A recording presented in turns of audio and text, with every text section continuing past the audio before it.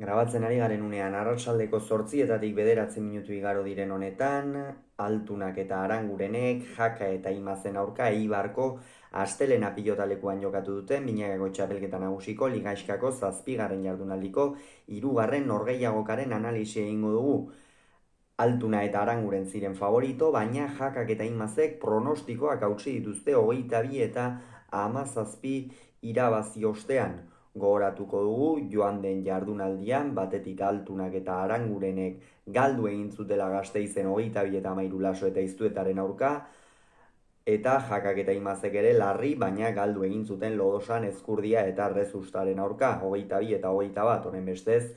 gaurko puntua funtsezkoa zen bibikotentzat. Hasieran Jokin Altunak 3 tantu zoragarri egin ditu. Esaten genuen, atarikoan, partidak atarian aztertu genituen bideo horretan, nola Jokin Altuna joko bolada oparoan ikusten genuen, eta hasieran alaxe ere akutsi du. Sekulako erremate sorta egin du, pentsa, 3 eta joan dira, gero 6 eta 6 ere jarri dira, baina 6 arte urdinek ez dute pilotari galdu, tanto guztiak Jokin Altunak egin ditu. Egia esan, etzegoen ezer hobeto Altunarentzat konfiantza hartzeko partidan horrela sartzea baino, eta horrez gain horrek atzelariari ematen dion konfiantza ere oso kontutan hartzekoa izan ohi da. Gerora baina beste alde bat ere eduki du Altuna eta Arangurenen bikoteak, eta izan da asko galdu dutela. Hau da, egin bai Jokinek asko, baina galdu ere, eta hasiera horretan irregular xamar ibili dira, bai tantoak ongi amaitzen zituzten, baina gero 6 horretatik aurrera Anderrimaz pixkanaka atzean ere nagusitzen hasi da. Urdinentzat hori funtsezkoa zen, oso garrantzitsua, Ander atzean dominatzen hastea, eta Anderrek atzean dominatzeak Erik Jakari aurrean aukerak ekarri dizkio, eta Erik Jaka dagoen unea ikeragarria da, aukera duen bakoitzean lepoan ozka bete-betean egiten dio aurkariari, bere hain arma kutun eta garrantzitsua duen ezker gantxoarekin oso ongi funtzionatzen ari da,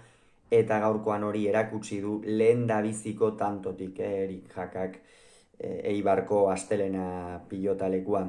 Lehen etenaldira ezin alde estuagoarekin iritsi dira, 12 eta 11 emaitzarekin, 4 pilotariak egia esan oso ongi ari ziren, 2 aurrelariak sekulako erakustaldia ematen, bai Jaka eta bai Altuna,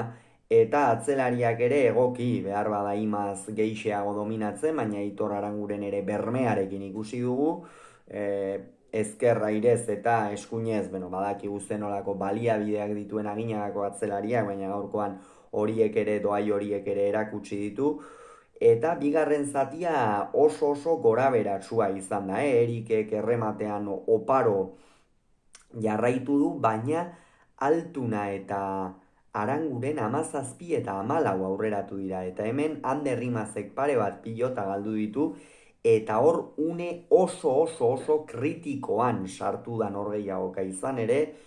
3 tanturen aldea zen, Jokin Altuna oso ongi jokatzen ari zen, eta Jaka eta Imazentzat burua inoiz baino hotzago mantentzeko unea zen. Baina Jakak jakindu egoerari nola aurre egin, eta berriz ere errematean asko asmatu du, Jokin defentsan ongi ibili da, baina Erik errematean zoragarri aritu da, esan 2 aurrelariek gaurko norgehiagokan eman duten erakustaldia apartekoa izan da, urtea hasteko ez dago partida hoberik, eta